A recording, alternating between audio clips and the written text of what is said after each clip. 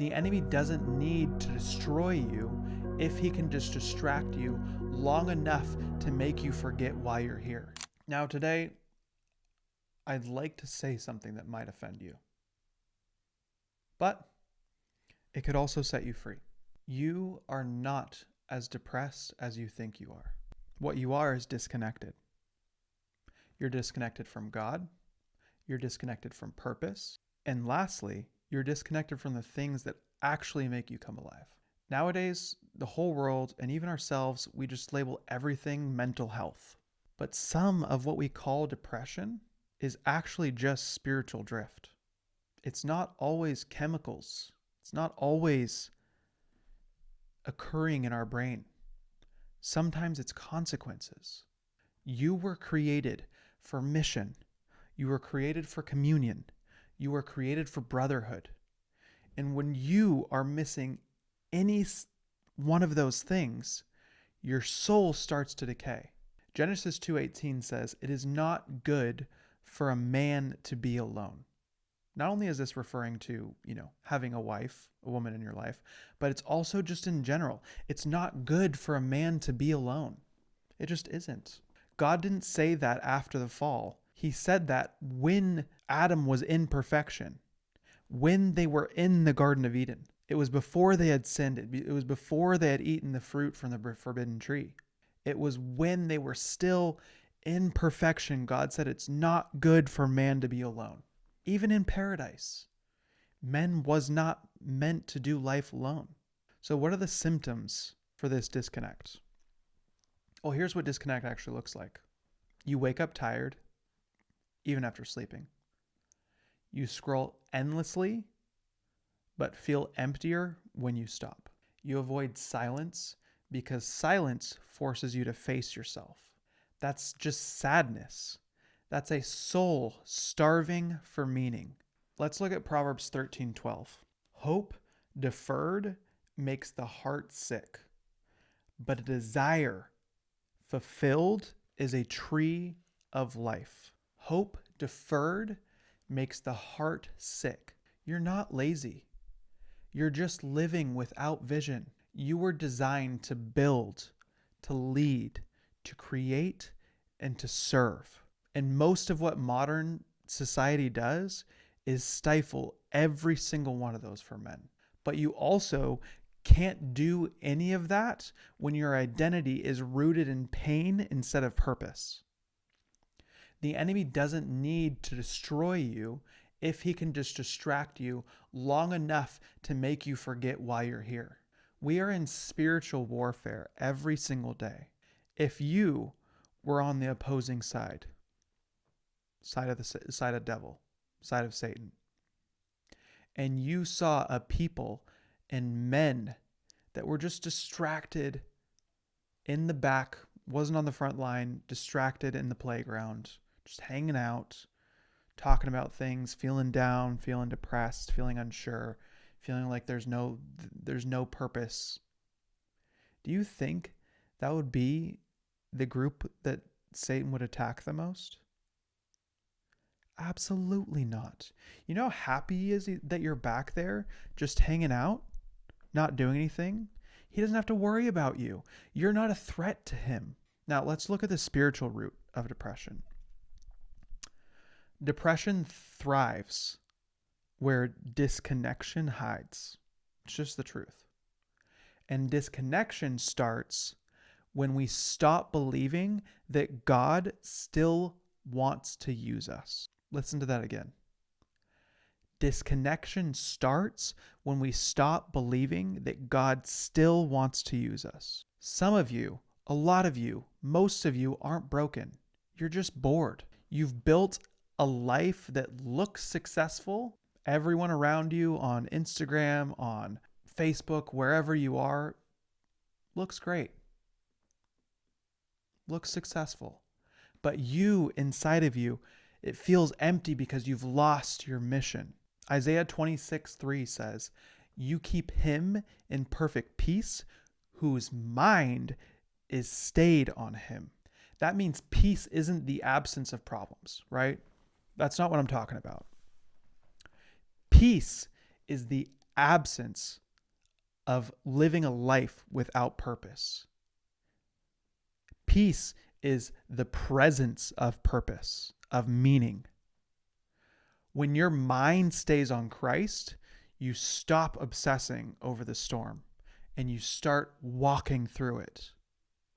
And when you stop staying on Christ, the noise gets louder and louder and louder until it convinces you to quit. There's also a huge, huge danger to isolation. The worst thing that you can do when you feel low is isolate yourself from your friends, from your family, from your wife, from your children, because that is exactly what the enemy wants, for you to fight alone. Look at Ecclesiastes 4:9-10. It says, 2 are better than 1, for if they fall, one will lift up his fellow. You need brothers who don't just hype you up, but hold you up. You need a wife that doesn't just accompany you, but that builds you up. Men who can pray with you. A wife that can be by your side. Men that speak truth to you. Call out the lies that you believe when you are weak. Brotherhood, it's not just some kind of luxury for some guys and not for others. It's literally a lifeline. And isolation will always, always lie to you. It tells you that you're protecting your peace when you're really avoiding your purpose. You've heard it. You've heard everyone say it. Oh, you just need to protect your peace. Oh, just have a you day and protect your peace. When you are isolated, that is when the devil starts lying to you. The more that you retreat, the louder the lies get, because that is exactly where Satan wants you to be. So practically, how can you reconnect? How do you start reconnecting? Well, let's walk through 3 things. The first thing, be honest with God. Stop filtering your prayers. He can hear your thoughts anyways. You know that, right? Like you're trying to say all the right things, sound eloquent, sound perfect, and he can hear your thoughts. Every single day, all day he can hear them. So stop filtering your prayers. Be honest with him and tell him the truth, even if it's ugly. David did this constantly. Have you ever read the Psalms before? The Psalms are full of David just being like, Lord, why have you left me? When, God? When are you going to answer me? Why are you silent? Why can't I hear you? All of this agony, my enemies are upon me and I can do nothing about it. In Psalms 42:5, it says, why, my soul, are you so downcast? Why are you so disturbed within me? Put your hope in God. Literally talking to his own soul. That's the first thing. Be honest with God. Second thing, super easy, get around brothers. You weren't meant to heal in isolation, right? If you're sick, you don't go off into the woods and hope you get better, right? You go to the hospital. You go where there's community. You were meant to heal in community. So the second thing is get around brothers. The third thing, get back to purpose. Serve, lead, build.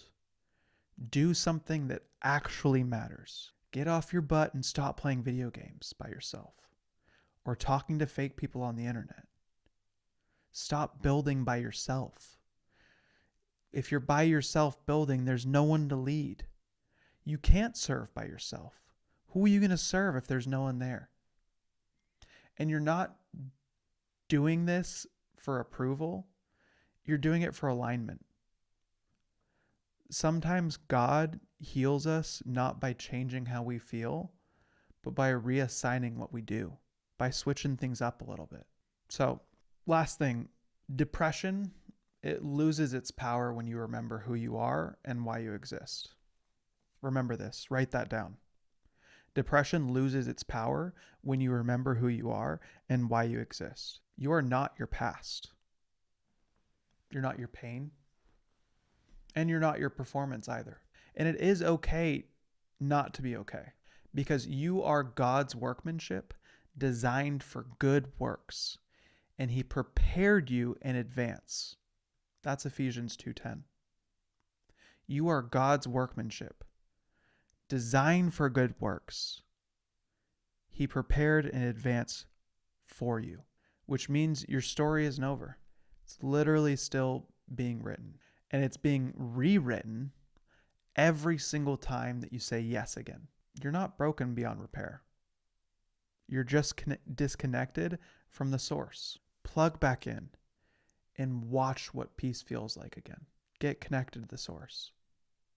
Now, don't scroll to silence the ache. Don't hide to numb the pain. Step back into purpose. God hasn't abandoned you. You just stop walking with him. And the moment you return, you'll realize that he never moved.